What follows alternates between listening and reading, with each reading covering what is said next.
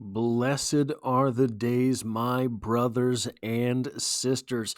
We are here on what feels like Christmas morning because we know what it is that we have just received, what it is with which we have been gifted. You and I know we've been here through the entire Patrick Mahomes era.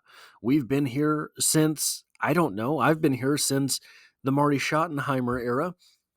I'm sure we all have different entry points, but we've all experienced what it means to be watching an Andy Reid Patrick Mahomes team. Basically, the biggest threat on a consistent basis to the Kansas City Chiefs as they are coached by Andy Reid and led by Patrick Mahomes. The biggest threat they face week to week is whether or not they show up. That's it. The Kansas City Chiefs have been to every AFC Championship game since Patrick Mahomes became a starter. The Kansas City Chiefs have been to, I could do the math, I don't know the math, what percentage of Super Bowls since Patrick Mahomes became a starter. The biggest threat in the alleged Super Bowl versus the Buccaneers that I've never met anyone who has seen. No one knows that game. No one's seen that game. Allegedly, the biggest threat to the Kansas City Chiefs that day was not the Tampa Bay Buccaneers. It was what the Kansas City Chiefs themselves were not doing. If the Chiefs don't show up, if the Chiefs aren't motivated, if the Chiefs aren't sharp, that is when they stand the chance to lose. When they show up and they are clicking on all cylinders, when they show up and they are motivated, when they show up with a chip on their shoulder, very, very difficult to stop. Now, we have to get into it because I have three separate sources to explain just what it is that I'm talking about. In an article titled NFLRA Says Theories That Officials Favor Chiefs Insulting from ESPN by Kevin Seifert, the NFL Referees Association on Tuesday joined League Commissioner Roger Goodell in dismissing suggestions that the officials favor the Kansas City Chiefs when working their games. The fact that it has gotten to this point is very insulting. Not just to the referees, no, to all 53 players that will be on that field, to the head coach, to all the staff, to the front office, to the fan base. We've watched this team. We know what's going on here. People are presuming they know better. A day after Goodell called it a ridiculous theory, NFLRA Executive Director Scott Green said in a statement that Goodell's comments were spot on. League rules prohibit officials from speaking directly except in post-game pool reports that are monitored by the league. But Green, a retired referee speaking on behalf of the officiating union, pointed out that crews don't work with the same team, don't work more than any two of a team's games. It is insulting and preposterous to hear conspiracy theories that somehow 17 officiating crews consisting of 138 officials are colluding to assist one team, Green said. NFL officials are graded every week on every single play of each game. These grades are the determining factor for who receives postseason assignments. The NFLRA commends its members who all strive to do exactly what all 32 NFL teams do, which is excel at their jobs so that they are working the last game of the season, the Super Bowl. The rest of this article basically says just that. Everyone is offended that anyone would make the assertion that they are favoring the Kansas City Chiefs. Now, the next story we're going to read, guys, I have a subscriber out there in the Ringerville, because he brings up several points that I have been making on this channel for years. Now, Do the Chiefs really get all the calls? A Ringer investigation subtitled, "The Raw Data from the Patrick Mahomes Era Shows the Refs Aren't Actually Helping the Chiefs, but There Are Real Explanations for Why It Feels True." From The Ringer by Roger Sherman. Roger, I know you're watching, because this is an argument you obviously stole from me. Now, I've jumped around a little in this article, so I did not annotate that very well. But in the article, according to the conspiracy theorists, the NFL has apparently decided to rig everything for a team based in Kansas City, Missouri, America's 31st most populous metropolitan area, for a franchise that experienced almost no success for the vast majority of the league's history. Unfortunately, I had to delete the video because of YouTube being persnickety, but there was a video on this channel 3 years ago that went all through this point. The article itself continues, the premise that the league is rigging things for the Chiefs is so widespread that Goodell was asked about it at a pre-Super Bowl press conference Monday, responding, "That's a ridiculous theory for anyone who might take it seriously." Swift, Fauci, and Jake from State Farm could not be reached at press time. I don't remember what that joke was about. I edited it out. I apologize for not taking out that last line there. So, it's time to investigate. Do the Chiefs get all the calls? Looking back at the data over the 7 years since Mahomes became Kansas City starter in 2018, the answer is not exactly. They've actually been penalized more than their opponents in the time frame during the regular season. But the numbers flip in the Chiefs' favor in the playoffs. This should not be surprising. The Kansas City Chiefs do not play the same brand of football in the playoffs that they do in the regular season. We have seen that this is the third year consecutive that difference has been pronounced by the offensive performances. Since the start of the Mahomes era, the Chiefs have been called for 8 more penalties than their opponents in the regular season, and 21 fewer if we include postseason games.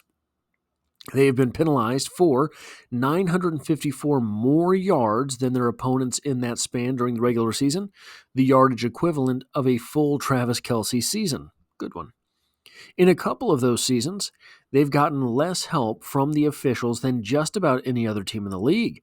In 2018, the Chiefs led the league in total penalties with 163. We remember that. Nearly a penalty per game ahead of the team in second place. And last season, Kansas City's opponents were flagged for just 95 penalties in 17 games, the third fewest in the league. That's their opponents were flagged, the third fewest in the league. In sum, the officials have slightly hurt Kansas City. The Chiefs lost win probability from enforced penalties this season. The Chiefs played 12 one-possession games this season, including the playoffs. In the final 5 minutes of those 12 games, the Chiefs threw 5 flags against Kansas City's opponents. Meanwhile, the Chiefs' defense was called for 5 penalties in those scenarios, including 3 that occurred on a single drive against Atlanta. And yet here they are in the Super Bowl, looking to three-peat. There's a broad assumption that the officials are trying to protect Mahomes, the league's chosen one.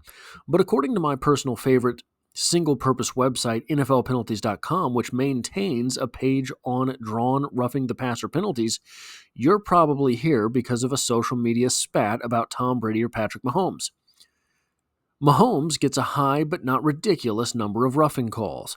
Among active quarterbacks, Mahomes ranks below Josh Allen, obviously, Jared Goff, and Kirk Cousins in career roughing penalties. The interesting thing about this is Josh Allen, I think, because he deserves an Oscar, right? He is an actor. Jared Goff and Kirk Cousins are not mobile quarterbacks. They are not guys that you would imagine were NFL players if they took their shirts off. So I imagine what's going on there is that these guys get absolutely rocked on routine hits, and just the look of it makes a referee draw the flag. Below Josh Allen, Jared Goff, and Kirk Cousins in career roughing penalties per game, and roughing penalties per 100 passing attempts. Mahomes is fourth in the sample size in roughing penalties per sack, but he's wedged between Goff and Jimmy Garoppolo, hardly indicating that he's getting particularly special treatment. One of the NFL's most costly penalties in terms of impact on win probability is defensive pass interference, which automatically gives the offense a first down and moves the ball to the spot of the foul. Kansas City has been called for 43 more. What is that? My phone just started playing a video for some reason. That was strange. Kansas City has been called for 43 more defensive pass interference penalties than its opponents since 2018, even though the Chiefs have had about 200 more passing attempts than their opponents in that span. My theory as to the Kansas City's lack of defensive pass interference calls, its receivers are generally too open to be interfered with. In 2022, the Chiefs not only led the league in defensive pass interference penalties, called on their offense, 15, almost one per game, but they tied for last in DPI calls drawn by their offense, 3. Kansas City won that season's Super Bowl anyway. That's a recurring theme. So what's causing our eyes to lie to us? Why do the Chiefs have a reputation as Roger Goodell's special little guys when the data says they're getting the same calls as everybody else, if not slightly worse treatment than everybody else? I have 3 hypotheses. I will not go through all 3 hypotheses, but I think that this is important. They will make you hold them. If I had to construct a conspiracy out of one penalty, it would be defensive holding. While everybody's eyes are on the quarterback when he draws the roughing the passer call, or the receiver who is impeded by pass interference, defensive holding happens where your eyes aren't. It's a small tug by a defender, likely outside part of the field that you can see on the television broadcast. It's not a blatant foul preventing a big play, but often a subtle explanation for why the big play didn't happen. It's only a 5-yard penalty, so fans might not get worked up about it as much as a 30-yard interference penalty, but it gives the offense a first down. It's a penalty that exists in the shadows. This is another big point about this. This part right here. It's only a 5-yard penalty. If you know that you're beat, if you know they got me, and you know Patrick Mahomes is going to be delivering the perfect pass, you'd better hold. It's possible you get away with it. But if you're out of position and you know you're cooked and Patrick Mahomes makes that throw, it's not going to be 5 yards. It's going to be 15. It's going to be 20. It's going to be a touchdown. So if you are the cornerback in this position, you grab that jersey. That's what happened in the Super Bowl versus the Eagles last time. Brother was cooked, and he grabbed that jersey. And sure enough, the defining penalty of the Chiefs dynasty has been defensive holding. There are seemingly 2 types of pass plays in Kansas City offense: the ones where a receiver gets open and the ones where a receiver is allegedly prevented from getting open by a hold. Since 2018, Kansas City has benefited from 86 total defensive holding penalties in regular season and postseason games, the most in the league by a massive margin. Houston is second, having benefited from 59. In four of the 7 seasons of the Mahomes era, 2019, 2021, 2022, and 2023, the Chiefs were at least tied for drawing the most defensive holding calls in the league. This is because Andy Reid draws plays up in a way where he sets you up in a way where you are either correct or very, very wrong. There's no recovery from because he's run the play so many times where the tight end goes 5 yards up and curves in, that if you were expecting that and all of a sudden the tight end goes 5 yards up and turns out, you're cooked. You're done. So you're going to hold. Andy Reid sets you up so that you're either right and Patrick Mahomes does not make those throws, or you are wrong and you are very wrong in that process. So you have to commit a penalty. If each defensive holding call was a catch by a Kansas City receiver named defensive holding would rank 13th in receptions in the Mahomes era, between Isaiah Pacheco and Marquez Valdez-Scantling.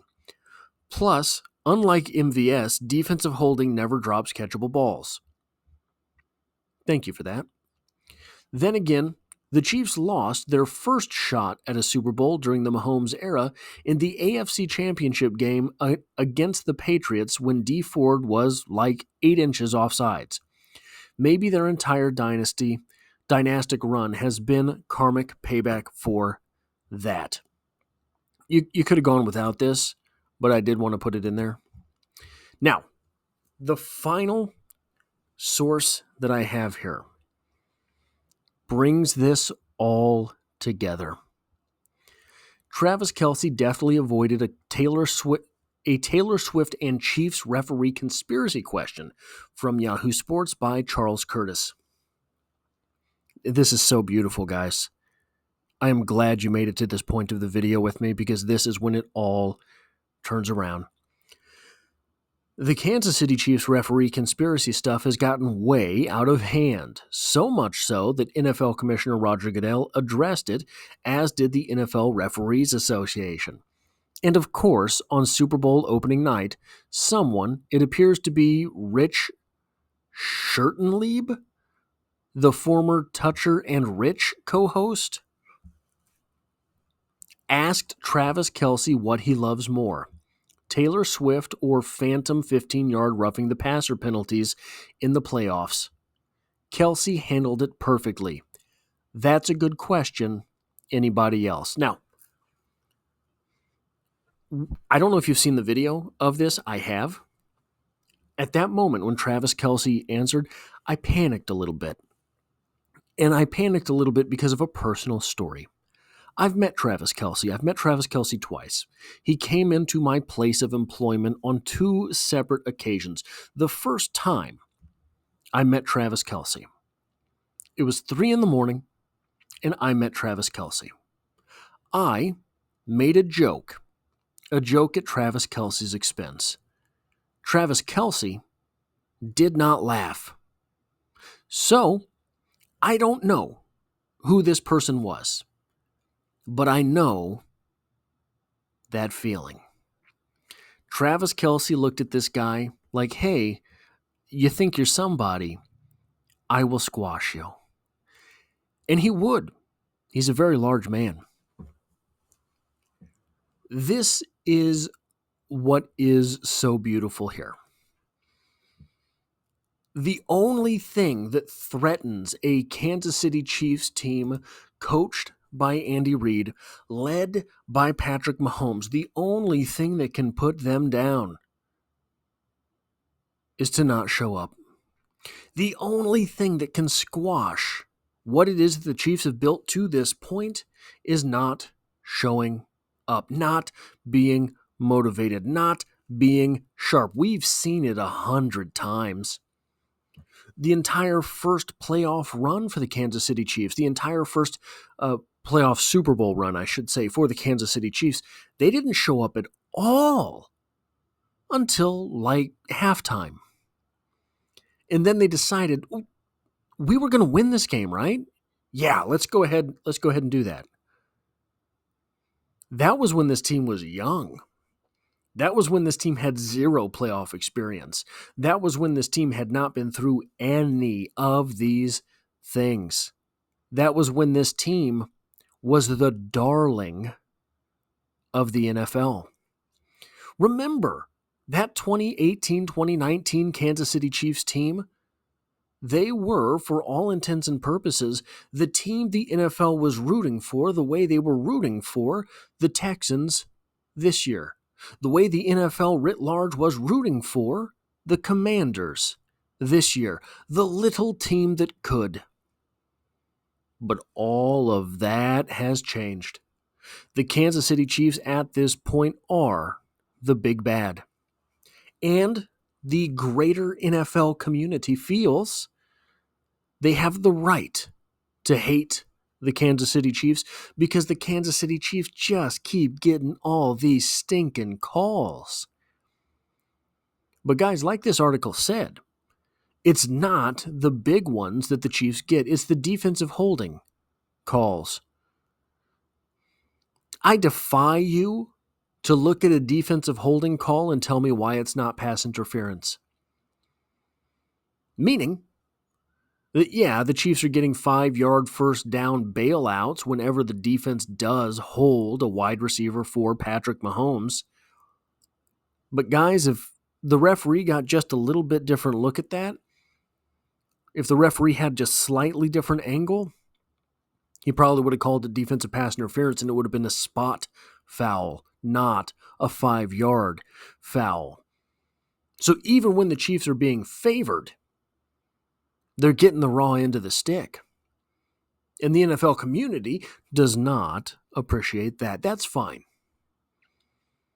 The Kansas City Chiefs will be showing up in the Super Bowl with Petty LaVon. The Kansas City Chiefs will be showing up in the Super Bowl with I'm Not Amused, Travis Kelce. The Kansas City Chiefs will be showing up in the Super Bowl with Chris Jones, who still cries sometimes on the sidelines. And that's not something you make fun of a guy that big for. You see a guy that big crying, it's time to figure out something else to do with your life. And Chris Jones is going to be on the field for the Kansas City Chiefs on Sunday. Yes, the entire world believes that the Kansas City Chiefs are favored by the NFL, favored by the referees, and you know as well as I know that this entire Kansas City Chiefs team, the character that they have, says, well, if they think that, then we just have to go out and smash the Eagles. We don't want to win. We don't want to kick a field goal by Harrison Butker with 3 seconds left to take the victory. We want to draw blood. And I think they just might do it. That's all I have for this video. If you like or appreciate what it is that I do here, hitting the like button really does help me out, as it tells YouTube to share this video with other Kansas City Chiefs fans. If you find yourself here by chance but not design, the Chiefs are the only thing I talk about on this channel, dropping multiple videos every single week. We're coming up on 2 consecutive years of daily uploads. So consider hitting the subscribe button to stick around. And as always, I hope to have you back for the next one.